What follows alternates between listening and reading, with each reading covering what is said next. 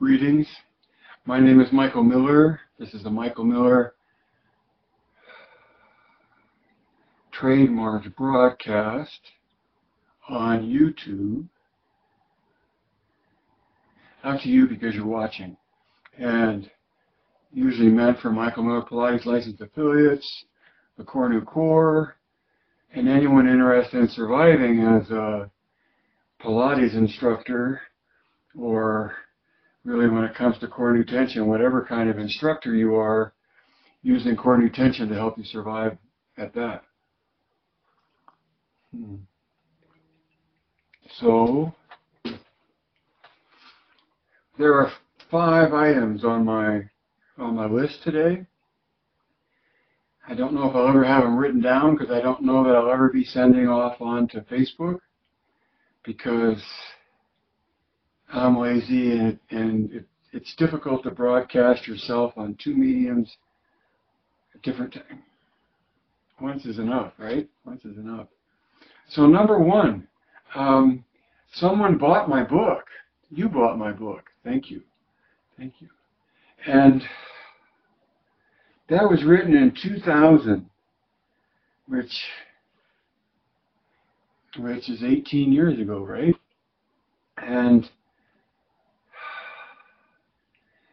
And then because that happened, I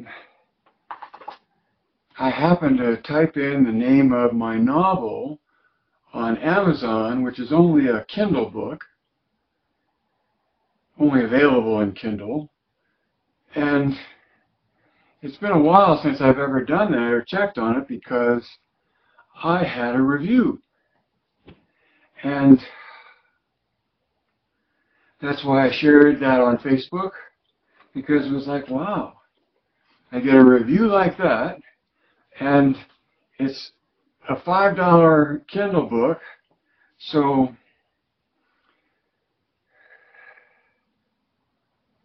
read the review, and if you're interested then in the review, from the review, then spend $4.99 and live a Pilates world in a novel. There's only one other that I know of. Like, there's got to be more, right? So let me know if you know of a Pilates novel. There's mine, there's one other that I know of, and then if there's a third, by all means, let me know.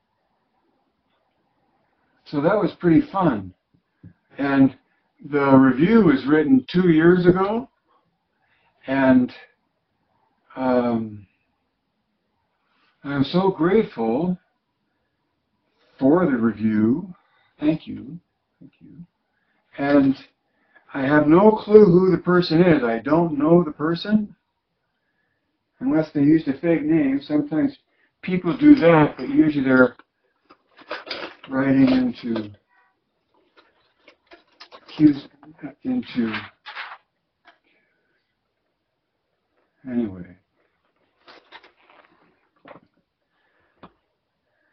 I'm amazed that you got a paper and ink copy of my book, because they're sort of out of print and not many people have any to sell.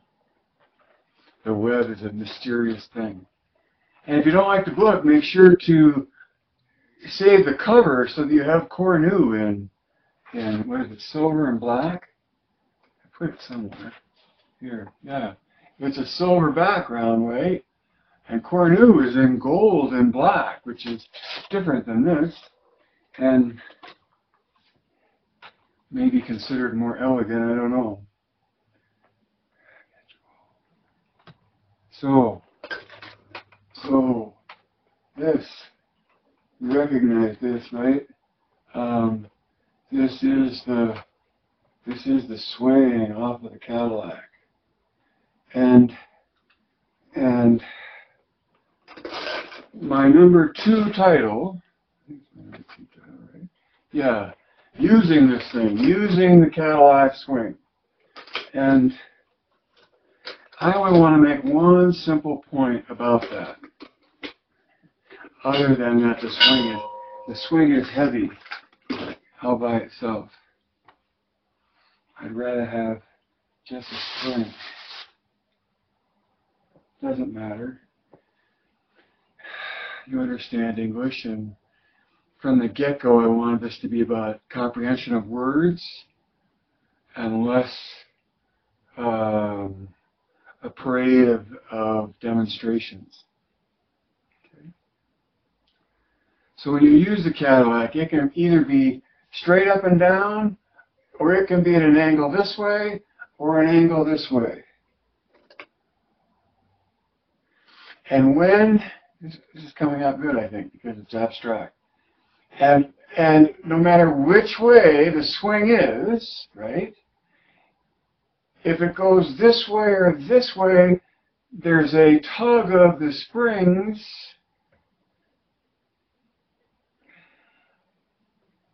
in the direction. Now I thought it was going good. When you move away from center, it creates more tension. And for me, as a purist, when I see people doing the half hang on the Cadillac, and the spring tension is this way, and their legs are here and their body goes out that way, the spring is creating a tension inward toward the center. So my point is, and maybe I'll get off the horse that I'm riding, but the Cadillac swing, when it's in position, because it's a spring, and because there's a load on the spring, namely your body,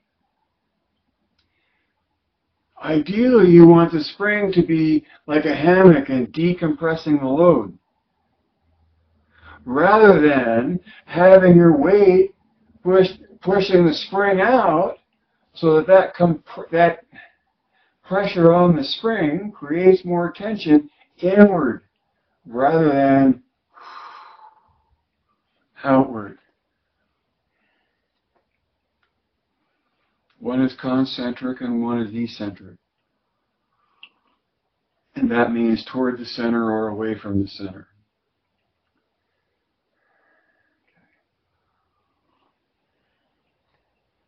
Number three.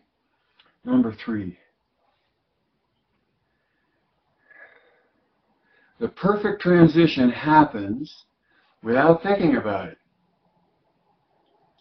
At least that's my experience.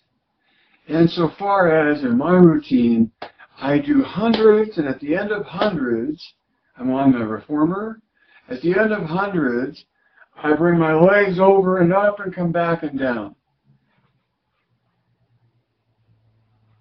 I think that's called the overhead. I should go look.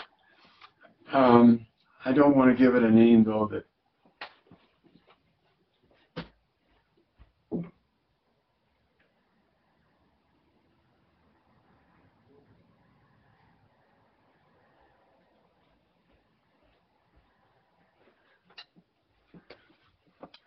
so yeah, the overhead.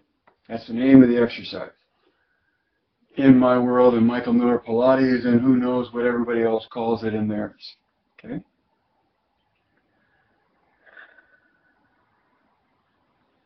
So in that, now, right after going into the overhead, I break out of the first one and go to the short spine, right?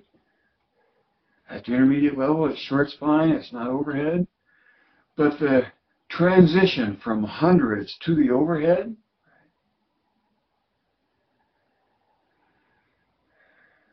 is one that happens most of the time, or some of the time, when I actually count the 10 breaths.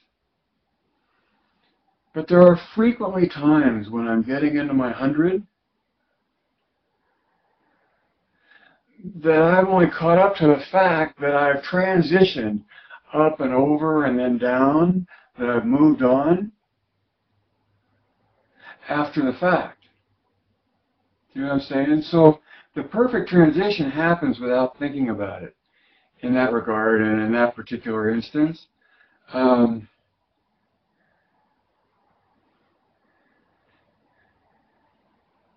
So I suggest you listen to your own performance of the hundreds, and and whatever you do after the hundreds, to what extent is it so familiar that many times you sort of exhaust yourself in the hundreds and you move on? Which I would say also is the point of every mat exercise. You dive down into the depths of your concentration as deep as you can, and you can only go so deep for so long before you have to rise back up to the surface. And to me, every exercise is like that because of that characteristic of when you dive down, you just can't stay focused and concentrated to your capability or the depths of your capability and sustain it indefinitely. I don't think. Because eventually you fall asleep, right, as human beings. So the perfect transition happens without thinking about it. And to the extent that one dives to the depth of their concentration, like I'm talking about with hundreds, and I'm so into the focus of performing the hundreds that without thinking about it, is the point I'm making, I move on into the overhead.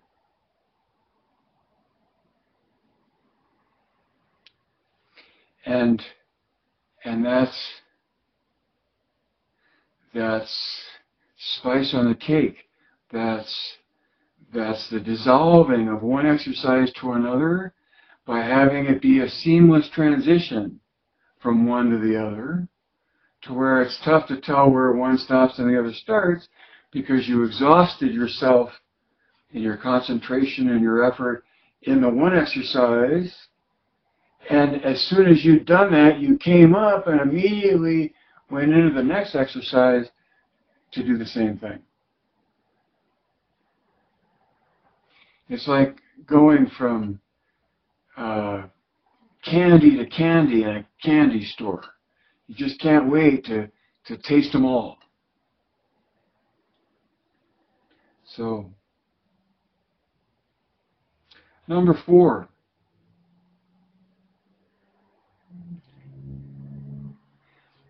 Number 4, the release before the engagement.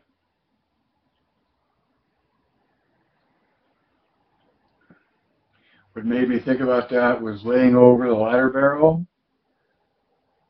preparing to do swan, and how second nature it is for me and for you probably, but not for everybody, and certainly not my body at some point in my memory, where I would get in and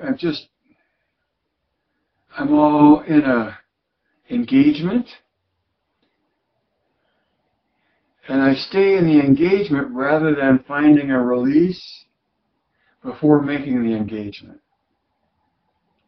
So letting my spine stretch out, my lower back release, using the weight of my body in that position to allow decompression to happen on the spine, right? Because ideally you just don't want to start out really short and do the exercise and come out of it a little taller than short. Ideally you want to, in my opinion, release beforehand, and then as you draw it all together, keep the length that the release gave you. I feel the same way about doing side overs on the short box, on the reformer. So on the reformer, short box, side overs, with one hip up and one foot tucked underneath, so the hips are vertical. People do things so many different ways now. But in that position is, for me, my body's opportunity to do side bending and to allow the weight of my upper body to provide a stretch before the effort of coming up. Number 5.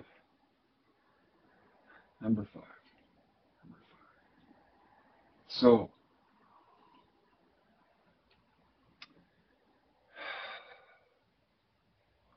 I saw a beautiful long back stretch exercise on the Reformer on Facebook, except for one thing. And it's not like the capability probably wasn't there. It was the absence of understanding, in my opinion, how the exercise is meant to be performed. And so in the example that I saw, beautiful example, brilliant execution, you would merely just ask for one thing, and I'm sure that the performer could accomplish it, right? So it's not the performance of what they did was extremely controlled. So it wasn't in me a doubt of their capacity of how to execute the exercise. It was an understanding that instead of in a long back stretch, I saw initiation from the shoulders and then hip engagement. So it was shoulders first and then hips, instead of hips first and then the shoulders. Now you might ask, what's the difference? Or yeah, that's the way I was taught, and be on either side of a fence, divided, or a whole bunch of different points of view. But if this is about the powerhouse, and this is about being eccentric, then the place, from my point of view, to initiate the movement from is the hips. You're in a position whether your elbows bent or long-armed. Usually you start with long arms and bend your elbows to come towards center. And then from that position, you curl the hips first. And that whole curling of the hips leads the way out that the shoulders then follow with. Okay? Up and returns back to neutral spine. Down, the hips lead. Lift, come home to neutral. Down, the hips lead. Up, come home. Down to neutral. And then from neutral with straight arms, see, you didn't do it. With straight arms, the initiation again starts from the hips. So for me, in the long back stretch, it's about being coming from the center of the exercise, and that's the hips, not the arms. And to make it the arms, then you're really a concentric effort because you're engaging the arms before you're really engaging or leading with the hips. Because you could say, oh, you're all uniformly engaged. Wherever you start from, that's true. But in my world of coming out from the center and the core being at the hips and the hips being the center, then in the long back stretch, because of the nature of Pilates, I teach it initiating from the hips in both directions. And that was number 5. And so I end with this idea of Pilates technique. And so it might not be a matter of capability in your body or your mind or your listener, but in your unawareness of the distinctions in technique that exist. And so, of course, I always ask why, because in my world there's an answer to why. In the traditional Pilates world, they avoid why because it disempowers themselves. And that's another story. Technique. So on the, you want to see it again? On the swing, right? This is a beautiful burgundy color. The swing, it's technique about where the swing exists when you're in it. And being aware of the tension that's that's happening, whether it's decompressive or compressive, is something that you can refine your technique on by how you choose to use that piece of apparatus.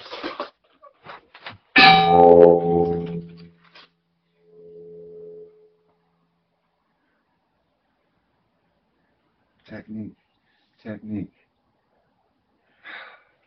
I think it's technique when you find yourself in a position where you can release and release. I like that word, release. Stretch in a way, but you're not trying to make an effort stretching. You're just releasing to the position that your body's in, and from that, gaining elongation from the release, decompression. And so, finding release before effort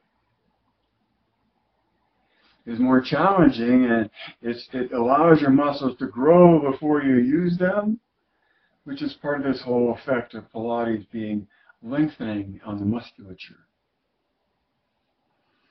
And technique,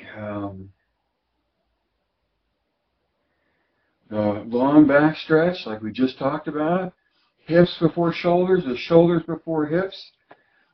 However you were taught, if you start looking at the ideal within the work, or just understand Joe's own words to talk about coming from the powerhouse, out from there, and you've learned from me that the powerhouse is a grip at the hips. I just don't know why that's not worldwide known and understood.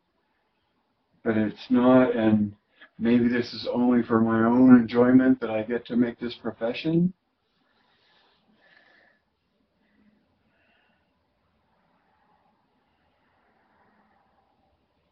And then the perfect transition happens without thinking about it. That's just such a part of my experience in hundreds to overhead. Sometimes. Okay. One little comment about the approach I take to my workout. I'm very routine in trying to do it daily. It's rare when that doesn't happen. And I'm even more routine, I'd say, with doing all the exercises in the intermediate mat list that I have on the web at hermit.com.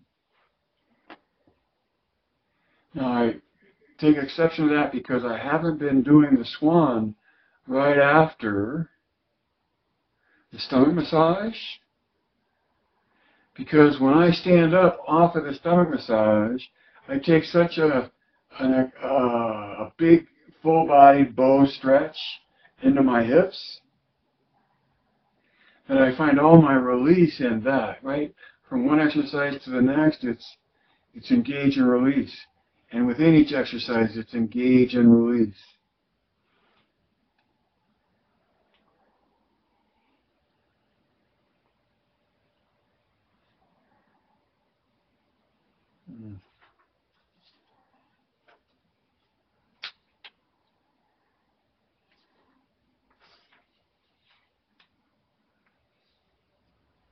And then one more thing I want to sneak in here that I didn't make into my list.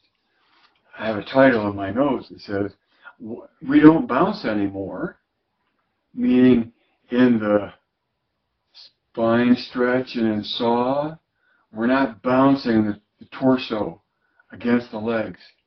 At least I'm not, and it seems like decades that's been long ago let go of because we know better. And so my title is, we don't bounce anymore, so why lock knees? Now, it's okay if you have to lock knees to accomplish the movement, then by all means control the movement. But once you can do it with locked knees and pointed toes, if there's a better way to make an engagement, it's like going from bouncing in spine stretch and saw and not doing that anymore to going beyond the lock. I see. Okay, this is going to be a pendant, a political comment.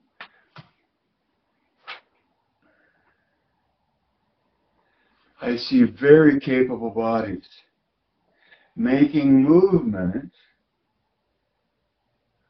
completely classically inspired, to the point that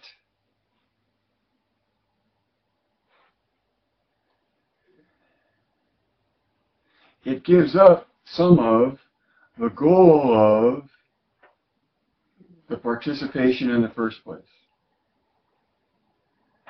The goal of the participation is uniform development, because Joseph Pilates writes that contrology develops the body uniformly, ... but that's all I needed to hear him say that. Because if that's true for what he's saying, I take him at his word, then to get the reason Pilates has to be a whole body thing is because the only way to get uniform development is through uniform usage. You know this all right? You've heard this before. Maybe not. What took me off on this? Uniform usage. For the life of me, I lost my train of thought on that. Oh, there. Why block? Why we don't bounce anymore? Why lock knees? Now, locking knees may not be as overtly and rationally as dysfunctional as bouncing your body or bounce stretching,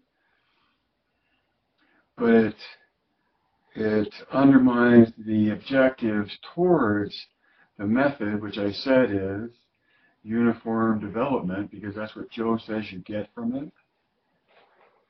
And in the pursuit of uniform engagement to get uniform development, you at some point can do that at a higher level by unlocking your knees and engaging in your metatarsals. Doesn't mean you have to give up a pointed foot, but it does mean you have to pay attention out to the metatarsals.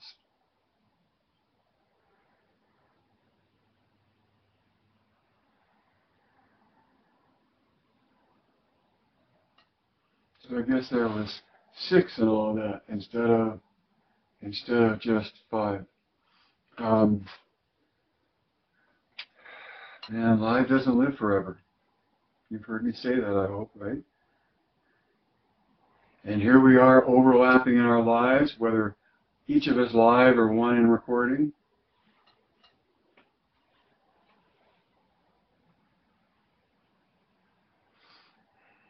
Read between the lines.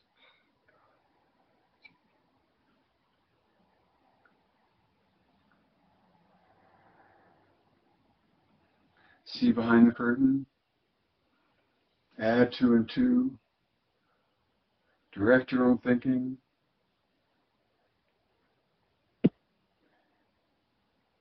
And Geist.